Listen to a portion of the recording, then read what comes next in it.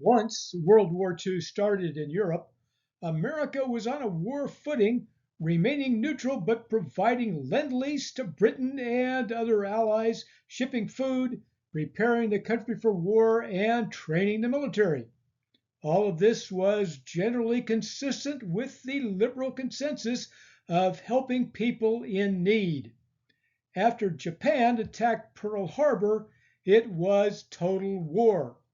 Actual war started with Pacific battles and Operation Torch invading North Africa in November 1942, then on to Sicily in July 43. Quoting historian Lizzie Collingham, American soldiers were the best fed in the world during the Second World War. As the only country to experience an agricultural as well as an industrial boom, the U.S. was able to meet the food requirements of its 11.5 million servicemen with ease. Every meal contained meat, and each serviceman ate a gargantuan 234 pounds per year. This was the main cause of red meat shortages in American butcher shops. Historian and journalist Rick Atkinson considered American logistics as amazing, shipping 4.5 tons of equipment and food for each soldier to deploy in Europe and another ton a month in the field. America produced half of the world's manufacturing, and the war took up a third of U.S. GDP. Industry and agriculture were thriving. It was the end of European supremacy and American isolationism. After the Battle of Sicily, Mussolini was deposed and killed. Then Nazi troops took over.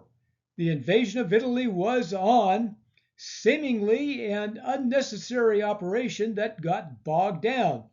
Troops went up the boot of Italy, then landed at Salerno in September 43, advanced slowly to the north and took Rome in June 44. Then fighting continued through Germans surrendering in 1945. The invasion of France, Operation Overlord, was the big event of the Western Front.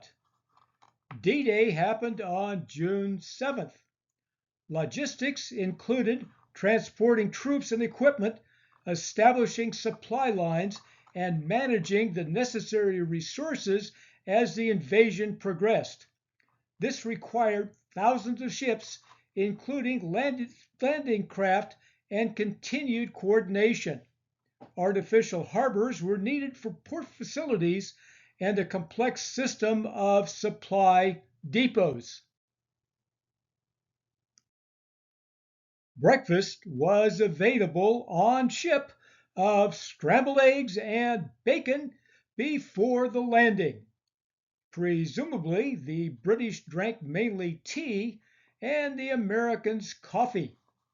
There were 24-hour ration packs for the soldiers with biscuits, oatmeal blocks, meat, chocolate bars, chewing gum, and more. Each soldier received two, presumably about 4,000 calories a day. That would be for the 156,000 men to land on 5 beaches. For the sailors and others who stayed on board the ships, the food was hot and good, prepared in the ship's galley under the culinary specialists, mostly called cooks. Meals included bread, meat, and vegetables, plus condiments. Those on the front line got first A rations, improved throughout the war by B rations and C rations. For some reason, they were called C rats. Behind the lines could be mess facilities with hot food that might include toast, cream beef, spam, or stews. 1 million Allied soldiers came ashore at Normandy by early July, and that number kept growing. Progress was slow due to inexperience and not planning for problems like hedgerows. There was enough success possible with vast numbers of soldiers and supplies. Paris was liberated in late August 1944. Logistics were critical. Nazis destroyed ports as they retreated, including Cherbourg, Brest, Antwerp, and Le Havre. This could be called the Battle of the Seaports. Given that mobilizing against Nazi positions required vast supplies, port destruction slowed down those advances. Allied engineers rebuilt the ports, but that required time. Cherbourg was the first, a major objective after D-Day, and it was a long time until victory, then considerable effort to make it a usable port.